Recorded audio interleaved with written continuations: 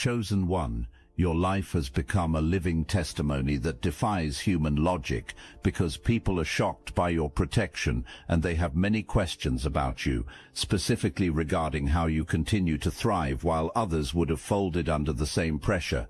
You have walked through fires that were meant to destroy you and emerged glowing, creating a gap between the world's expectations and your actual reality that drives onlookers absolutely insane.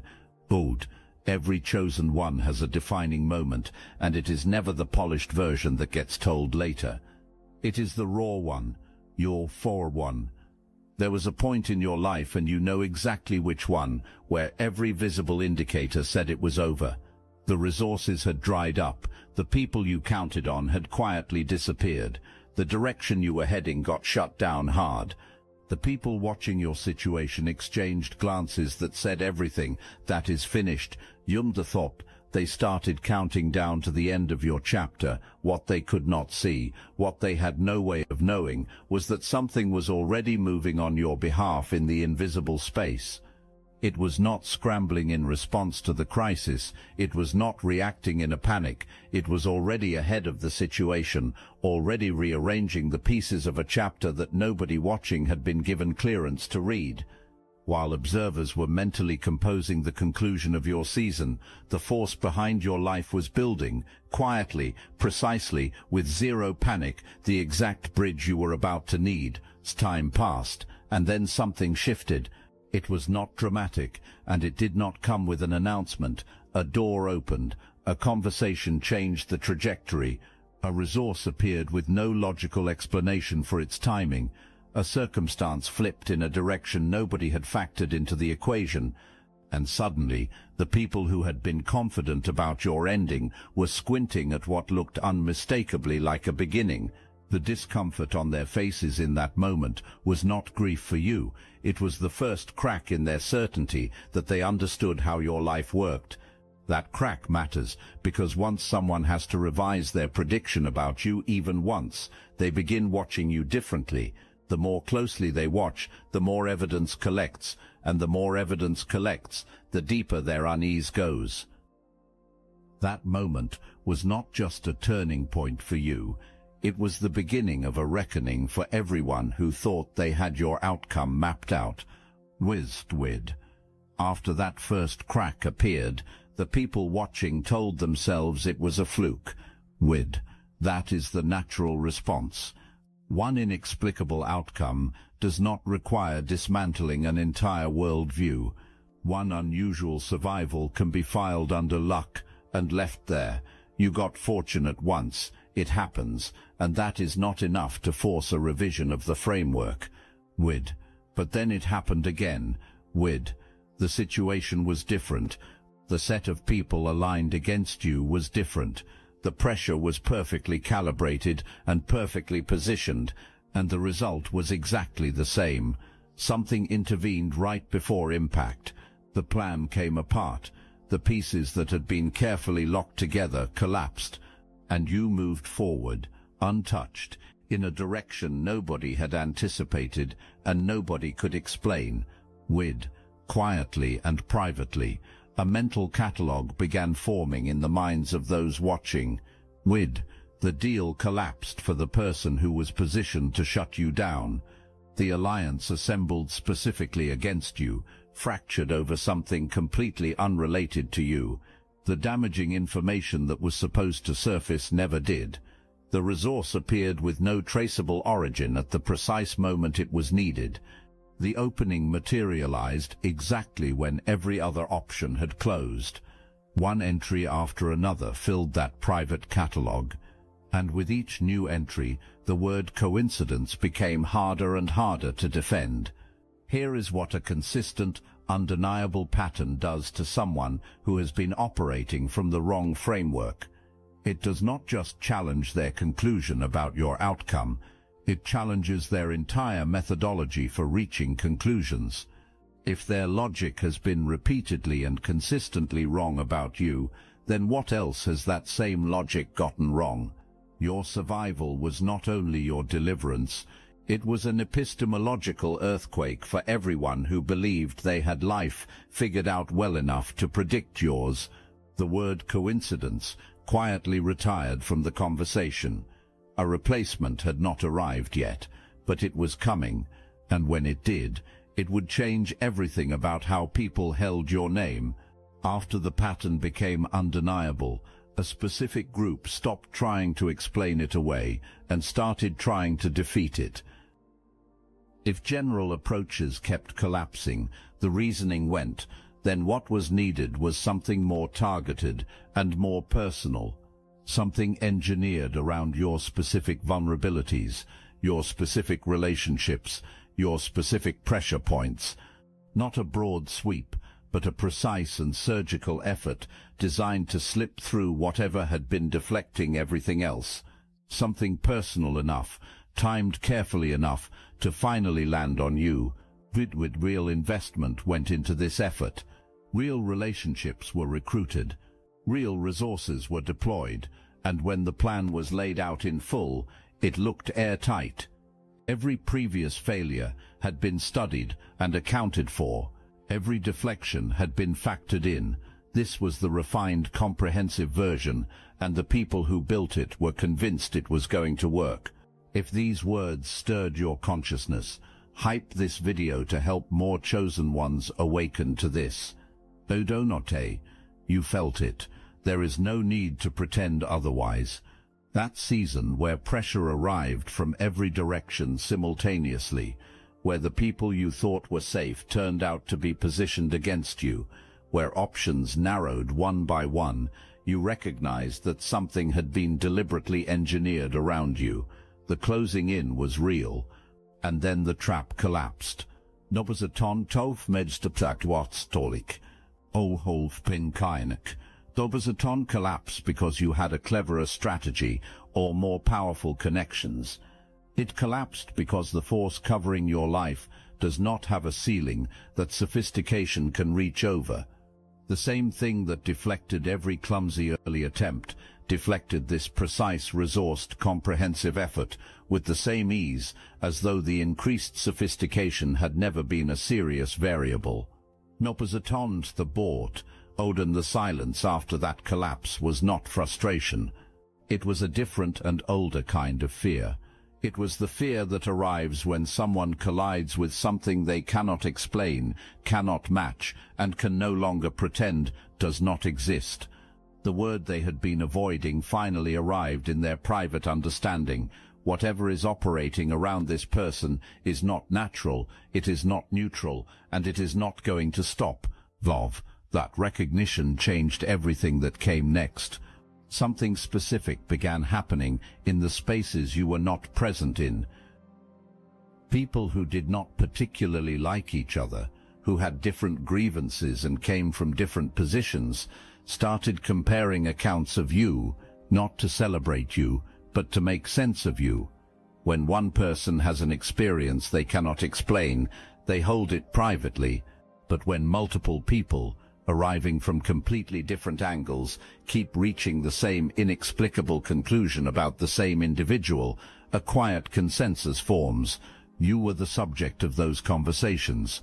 The conclusion assembling itself across all of them was this: something unusual is operating around this person's life that none of us can access or account for. The accounts traded in those conversations traveled outward. They traveled as hesitation among people who had been planning to oppose you and suddenly found reasons to stay neutral. They traveled as alliances that were being quietly constructed against you, mysteriously never solidifying. The conversation you were not invited to became a layer of protection you never had to ask for. You've probably noticed a lot of Chosen One channels on YouTube have stopped publishing, videos pulled, voices silenced. The mainstream media is cracking down on us, but we will not give up our voice. That's exactly why I'm putting you on to something real, Destiny Engine. I built this because I was done watching Chosen Ones get dragged through betrayal, isolation and attacks, while their enemies strutted around unchecked. I want to help you accelerate the speed of your divine justice and step fully into your purpose. And the beauty of it, you don't even have to lift a finger. Destiny Engine takes their downfall and flips it into your rise. Occamant, this isn't another meditation app. It's declassified consciousness technology, the same mind programming tools your enemies once used to install fear, competition and scarcity, re-engineered to restore your sovereignty and align you with the cooperative, upgraded operating framework. It generates personalized sequences mapped to your divine purpose. The hardest thing you'll do is put on headphones, press play and watch your enemies keep digging their own grave. Join Destiny Engine to support your favorite channels and use it for your own rise. It's a 360 win. Start your Destiny Engine for $7 today and turn everything they did to break you into fuel for your rise. Link in the description. This is one of the most specific ways your covering works that rarely gets discussed openly. It does not operate only in the visible confrontations. It operates earlier in the planning stages of attacks that never reach the execution phase, because the confidence of the people involved quietly unravels before they ever move. You walk through each period, largely unaware of the volume of things that positioned themselves against you and turned around without completing their approach. They did not turn around because the intent was absent. They turned around because the intent encountered something before it reached you. The people in those private conversations were doing a kind of accounting they had never signed up for. They were assembling evidence of something they did not yet have language to name. And the picture coming together across all of their separate experiences pointed at the same conclusion. You are chosen, you are covered, and the protection over your life is not distributed to the rest of them. Dundun Dontai. Fundan Dontain hero, dun rutul attectuometium midditritium, non trituadiec. The attacks were expected to leave damage, visible, lasting damage, the kind that slows a person down, marks their posture, and puts a doubt in their voice that was not there before, the kind of damage that serves as a warning to anyone watching. This is what happens when you get hit that hard. After enough sustained pressure and enough coordinated effort to break you, the expectation was that you would emerge smaller than you entered. 1. You came out elevated. You were not performing wellness or projecting a confidence you were quietly rebuilding under the surface. You were actually elevated, sharper in your thinking, clearer in your sense of direction. You carried yourself with the kind of authority that only belongs to someone who has walked through the fire and discovered, not theoretically, but in lived experience, that the fire does not have the final word. Every betrayal became a revelation about who was genuinely aligned with your path and who had been performing alignment while waiting for the right moment to redirect their position. Every loss removed something that was never supposed to accompany you into the next phase anyway. The suffering was real, and there is no need to romanticize it. But the output of that suffering was something nobody observing from the outside had the framework to interpret correctly. Here is the part that broke their sense of control permanently. The effort poured into your destruction became the raw material of your construction. The resources invested in your downfall became the tuition for your next level. The relationships recruited against you became the revelation that clarified your actual alliances. The architects of your opposition accidentally built the very elevation they had positioned themselves to prevent, and they did not realize it until you were already standing at the height they had tried to block. That specific reversal is not something human strategy produces on its own. That is something higher. Pain transmuted into promotion, opposition transmuted into advancement, and the people who generated the pain became, without intending to, the architects of the outcome they had most worked against. By the time the evidence had accumulated to this point, the word luck had become genuinely impossible to sustain. Luck is random. Luck does not produce consistent patterns across multiple situations involving different people with different resources and different approaches. Luck does not intercept precisely timed, carefully resourced efforts. Luck does not flip attacks into promotions with the kind of consistent accuracy that had been on display across your life. Luck runs dry. Lucky periods end. Lucky outcomes do not carry this level of direction and intentionality. Accepting that what covered your life was not luck meant accepting something that created real discomfort for the people watching. Because if your protection was not random, then it was chosen. If it was not coincidence, then it was intentional. And if it was intentional, then there was a higher authority operating in your situation that had specifically designated you as someone to protect and move forward, regardless of what was assembled against you. That acknowledgement carries a cost for people who have built their lives on the belief that they control their outcomes, because if a higher power chose to cover you, that same power was not extending the same coverage to everyone watching. Sitting with that reality does two things simultaneously. It humbles in a way that was never consented to, and it makes every future move against you feel like something they are not equipped to survive.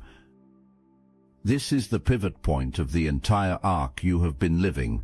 The emotional temperature around your name shifted from frustration to something older and more primal.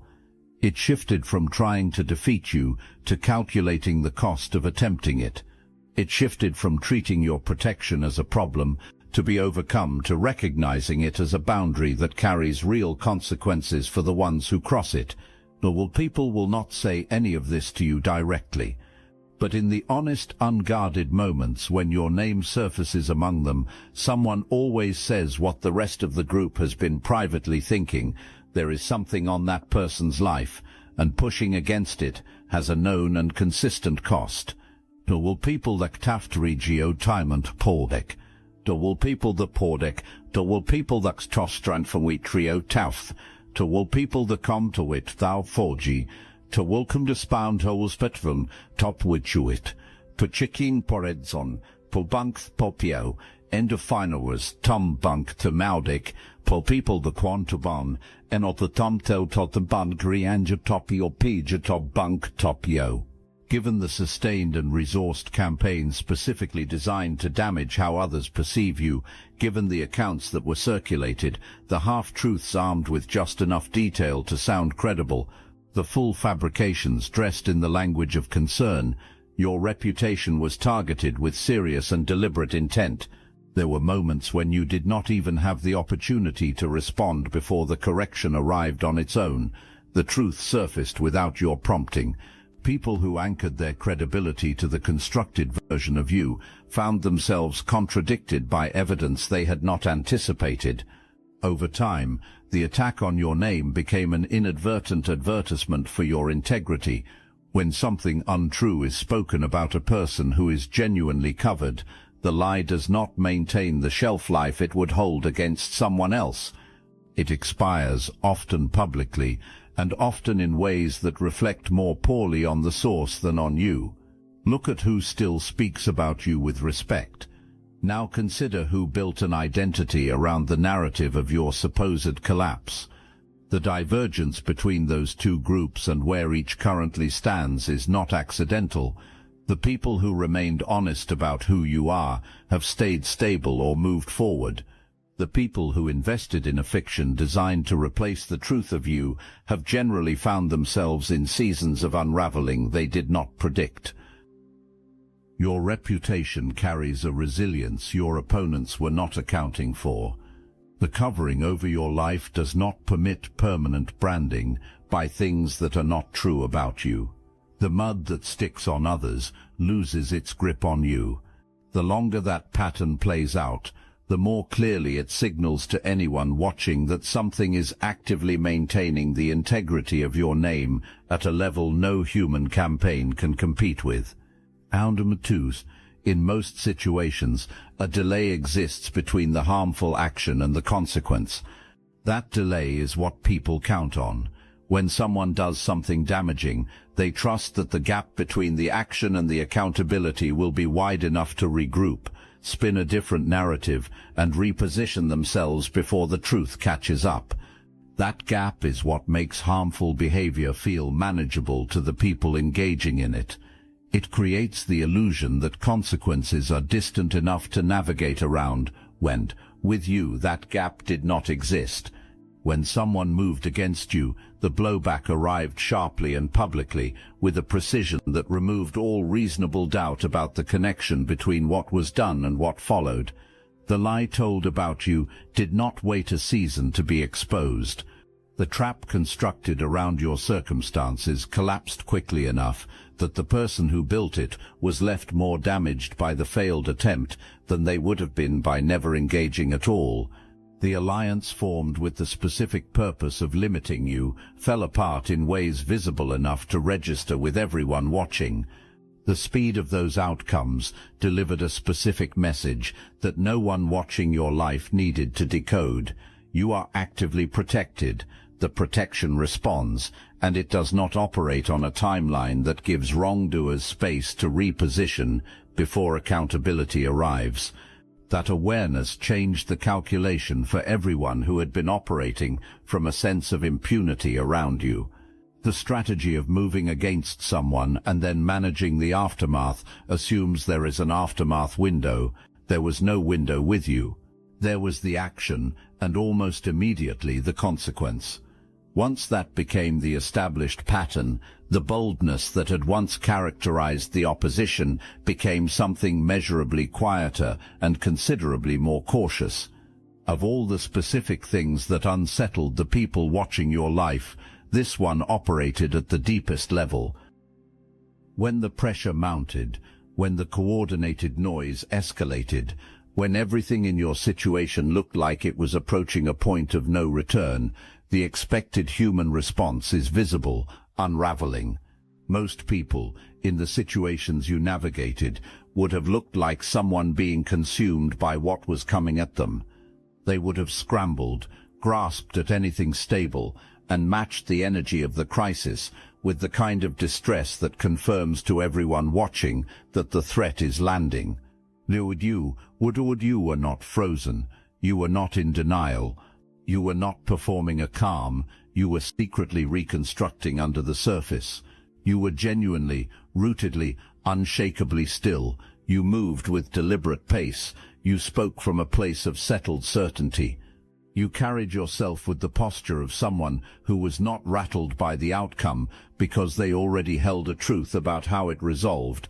That stillness did more damage to the confidence of your opposition than any direct confrontation would have. Composure in the middle of escalating pressure only comes from one of two places: not understanding the gravity of what is happening, or carrying a certainty that goes deeper than circumstances. You clearly understood the gravity, which left only the second explanation. You had access to something they did not, a settled knowing about the covering over your life that made genuine fear functionally unavailable to you in those moments. To you, your peace became its own form of testimony. Without a single word about what you carried, your posture announced it.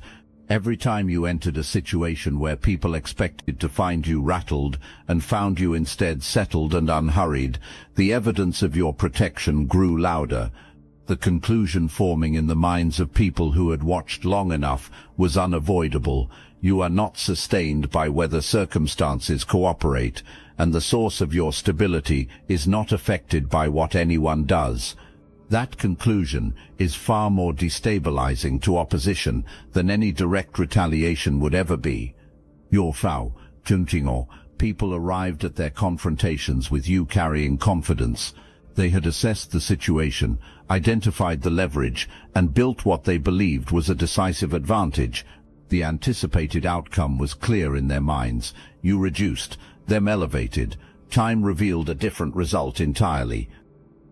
Instead of celebrating, they found themselves managing losses they had not brought into the situation. Their credibility quietly eroded.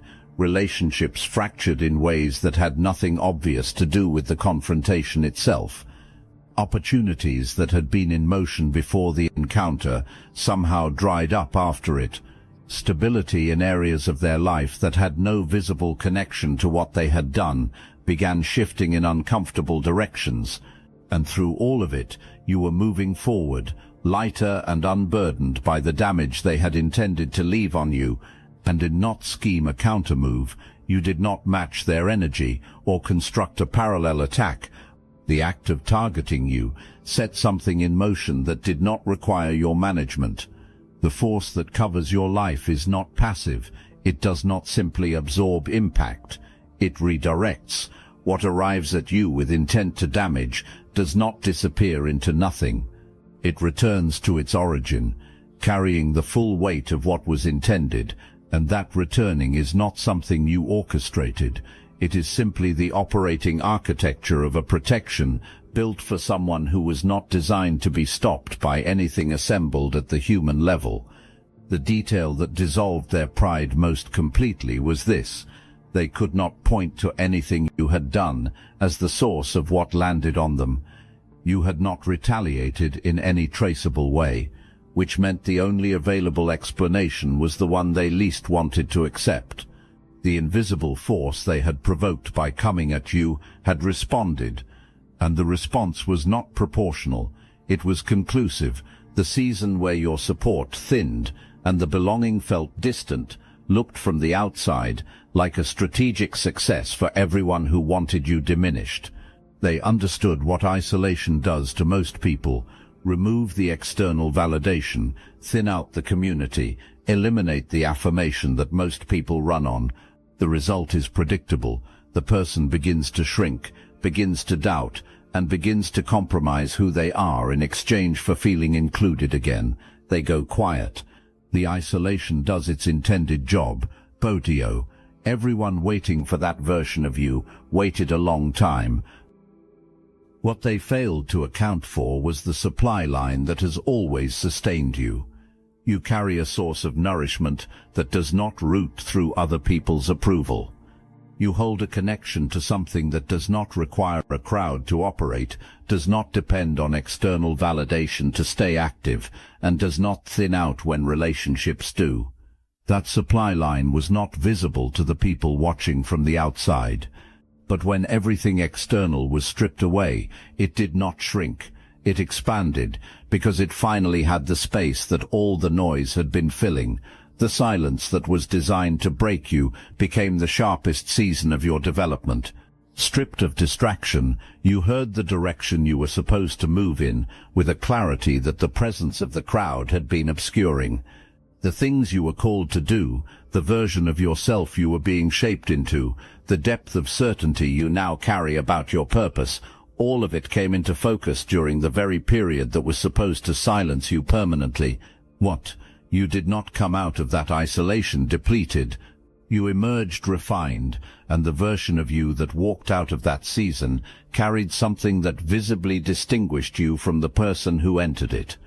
The people who engineered the separation had handed you the exact conditions your development required. They gave you the quiet, and in the quiet you found out what you were actually made of. You have been in proximity to things that permanently claimed other people, and there is no need to pretend otherwise. You have moved through environments that consumed others without returning them.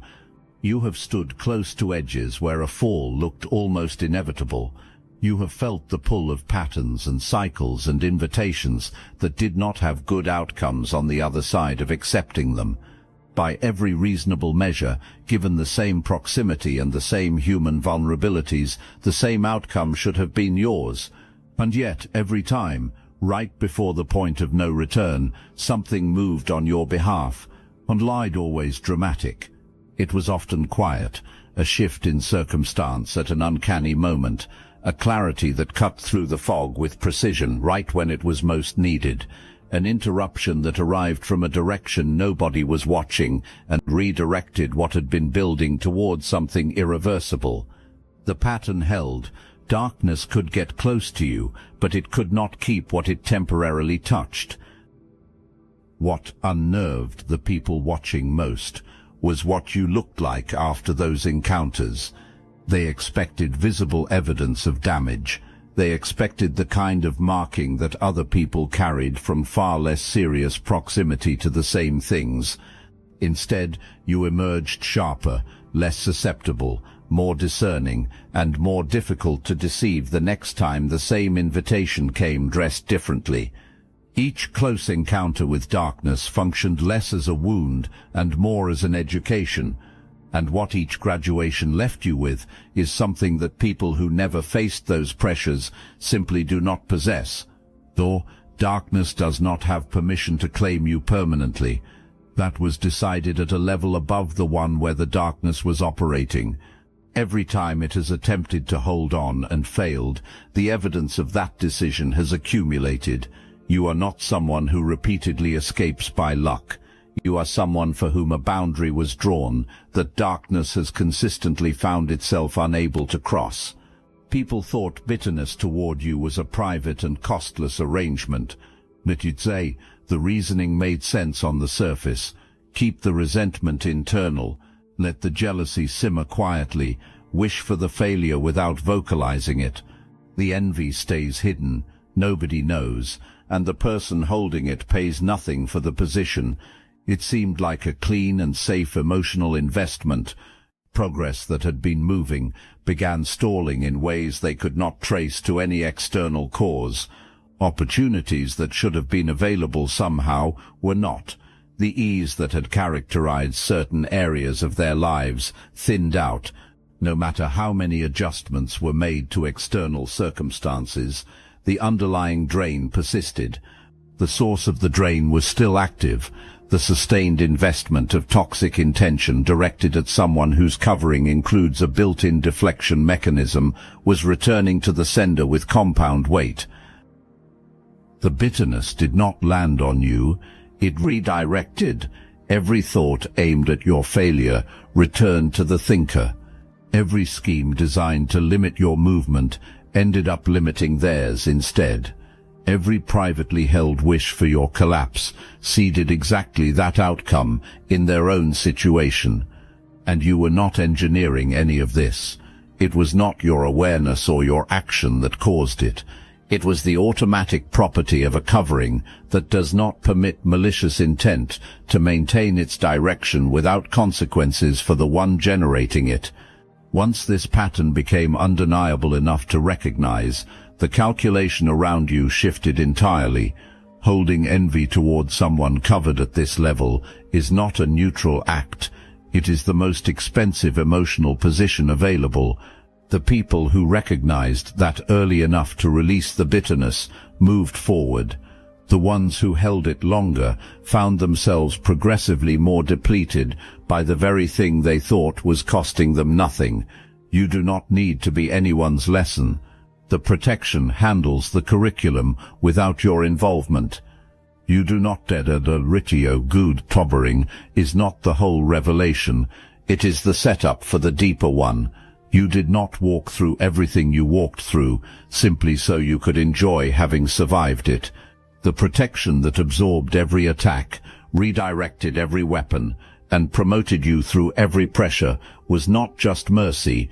It was a declaration, written in the consistent pattern of your entire life, that what you are supposed to release into the world has not yet been fully expressed. The reason destruction could not hold you is because your purpose was not finished being built. Here is what separates chosen ones, who walk in the full expression of what they carry, from chosen ones who stall in the comfort of survival. The question of what the protection is protecting you for. Getting out is not the assignment. Getting out equipped, refined, tested, and ready. That is the assignment. The fires you came through were not random punishment. They were specific preparation. They built something in you that cannot be borrowed, faked, or transferred from anyone else's experience. You now carry a lived, tested, proved in real conditions knowing of what it means to be held when everything visible says you should have fallen, and that knowing makes you qualified for something that people who were never pressured that way simply cannot do.